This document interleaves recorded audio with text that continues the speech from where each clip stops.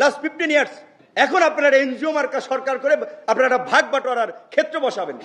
সরকার যেমন গঠন করেছি, নামাই তো বেশি সময় লাগবে না। কথা শুনবেন না, 1 মাস পরে সরকার পতন আন্দোলন শুরু করবো। গুটি কয়েক ছাত্র সমন্বয়কে নিয়ে ভাববেন আপনারা সব পরিচালনা করবেন। এখন ডাক দেন, দেখেন সমন্বয়কদের পিছনে 1000 মানুষ পান কিনা। ডাক দেন একটা প্রোগ্রাম, ডাক দেওয়ান, দেখেন 1000 মানুষ থাকে কিনা। এটা কি মানে চারটিখানিক ব্যাপার? মনে হয় যে কয়েকজন ছাত্র ডাক দিছে আর এইভাবে রেজিস্ট্যান্স হয়ে গেছে, এইভাবে একটা গণ আন্দোলন হয়ে গেছে। এখন অনেকে মাস্টার মাইন্ড হয়ে গেছে, অনেকে প্রধান মুক্তমুখ হয়ে গেছে। আন্দোলন তো একটা প্রেক্ষাপট ছিল। গত 1.5 দশকে সেই প্রেক্ষাপট রচনা হয়েছে। ধীরে ধীরে অনেকগুলো ঘটনা একটা একটা করে সুতা গেথে আজকের এই অবস্থায় নিয়ে এসেছে। আজকের এই নেতৃবৃন্দের কথাও যদি বলেন, আমাদের কৃতিত্বের কথা না, অনেকের পেছনে আমাদের অর্থ, শ্রম, মেধা ইনভেস্ট করে আমরা তৈরি করেছি তাদেরকে। রাজনীতিতে পথ চলায় স্বামী স্ত্রীর সংসার টেকে না। রাজনীতি তো একসময় মত পথের বিরোধ কেন্দ্র করে একজনের অভিমান, মান অভিমান তৈরি হতেই পারে, সক্রিয়তা নিষ্ক্রিয়তা থাকতেই পারে। বিএনপি জামাতের মতো একটা শক্তিশালী রাজনৈতিক দল ছাড়া এই আন্দোলনকে কখনোই সফল করা সম্ভব হতো না। আমরা তো কথা বলেছি, তারেক রহমান সব বিএনপি অন্য নেতাদের সাথে ফাইন্যান্স লাগবে, কোথায় কিভাবে সাপোর্ট লাগবে, রেজিস্ট্যান্স করা লাগবে, আমরা কথা বলে প্ল্যান করে ছাত্রদের সামনে ছিল। এটা একেবারে অহেতুক বিতর্ক যে এই আন্দোলনের কে মাস্টার মাইন্ড, কে ছিল কি ছিল। এই সমন্বয়কদের অনেকে ছাত্র অধিকার পরিষদ করে, কেউ ছাত্র শিবির করে, কেউ ছাত্র দল করে, কেউ একেবারেই জেনারেল শিক্ষার্থী। এবং এই আন্দোলনে যারা করেছে তারা একেবারে পীরলি আউলিয়া হয়ে গেছে। আপনারা মনে করেন এই আন্দোলনটা কি প্রথম দিকে গণতন্ত্র, ভোটাধিকার, দেশ উদ্ধারের আন্দোলন ছিল?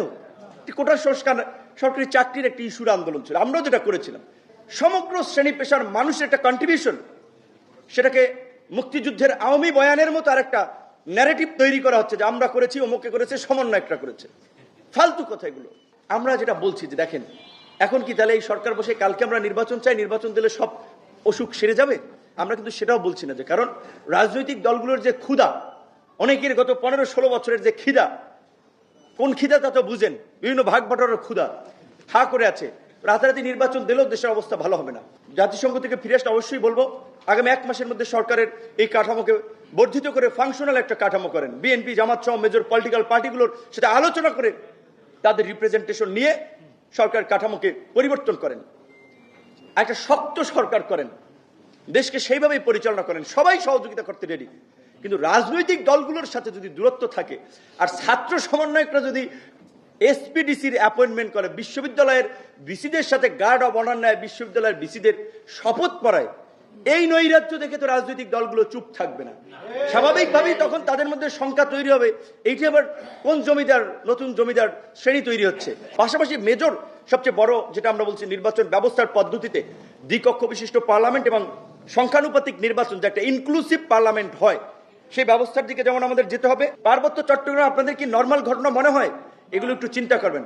পার্বত্য চট্টগ্রামের এই সন্ত্রাসীদেরকে আধুনিক অস্ত্রশস্ত্র কারা দিয়েছে? ভারতের সাথে ওই অঞ্চলের বর্ডার।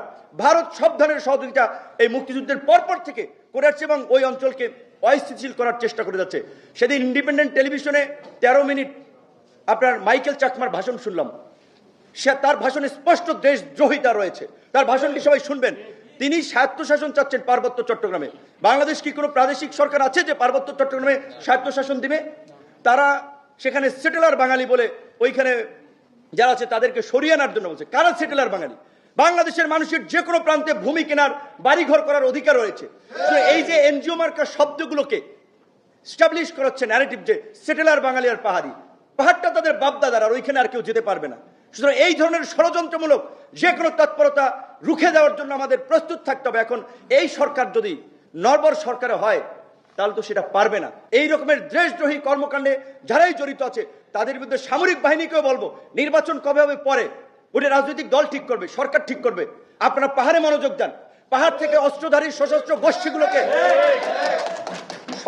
গোষ্ঠীগুলোকে নির্মূল করার জন্য যেই ধরনের অভিযান পরিচালনা করা দরকার, এখন আপনাদের ম্যাজিস্ট্রেসি পাওয়ার আছে, সেই ধরনের অভিযান পরিচালনা করেন। পাহাড়কে সন্ত্রাস এবং বিচ্ছিন্নতাবাদী দিয়ে মুক্ত করুন। কিন্তু অবশ্যই একজন নিরপরাধ পাহাড়ের মানুষ যেন আক্রমণের শিকার না হয়, কেউ যেন লাঞ্ছিত না হয়, সেই দিকেও খেয়াল রাখবেন। তার জন্য আমরা বলছি যে সরকার ভিত শক্ত করার জন্য রাজনৈতিক সমঝোতা প্রয়োজন, রাজনৈতিক দলগুলোর সহযোগিতা প্রয়োজন।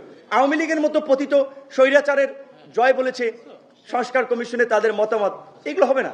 তারা গণহত্যাকারী দল হিসেবে পৃথিবীর বুকে একটা নজির এবং দৃষ্টান্ত হয়ে থাকবে।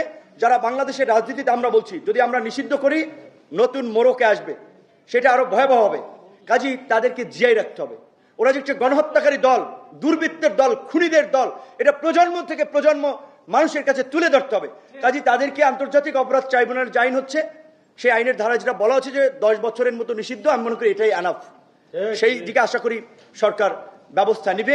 একই সাথে শুধু আওয়ামী লীগ না, আওয়ামী লীগের যারা দোসর ছিল জাতীয় পার্টির মতো, আরো যারা ফ্যাসিস্টের দোসর ছিল, তাদেরকেও একইভাবে নিষিদ্ধ